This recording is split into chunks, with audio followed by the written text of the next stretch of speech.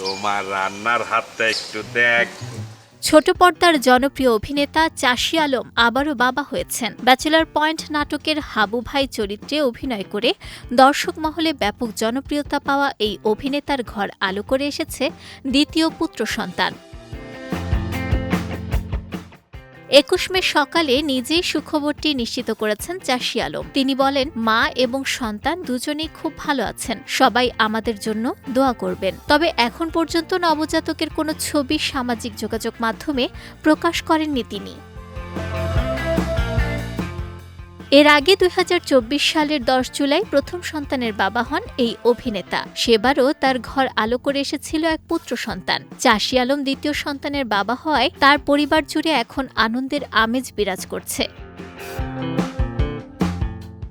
২০২৩ সালের ২৫ আগস্ট ঢাকার মেয়ে তুলতুলের সঙ্গে বিবাহ বন্ধনে আবদ্ধ হন চাষী আলম। বিয়ের পর থেকে ব্যক্তিগত জীবন নিয়ে খুব বেশি প্রকাশ্যে কথা বলতে দেখা যায়নি তাকে। তবে পরিবারকে সময় দেওয়ার পাশাপাশি অভিনয়েও সমানভাবে ব্যস্ত রয়েছেন তিনি।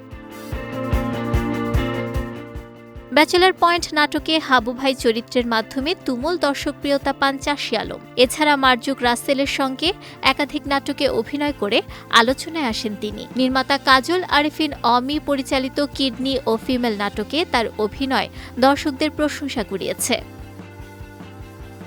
আসন্ন ঈদ উপলক্ষে বেশ কয়েকটি নতুন নাটক ও ওটিটি কন্টেন্টে দেখা যাবে জনপ্রিয় এই অভিনেতাকে।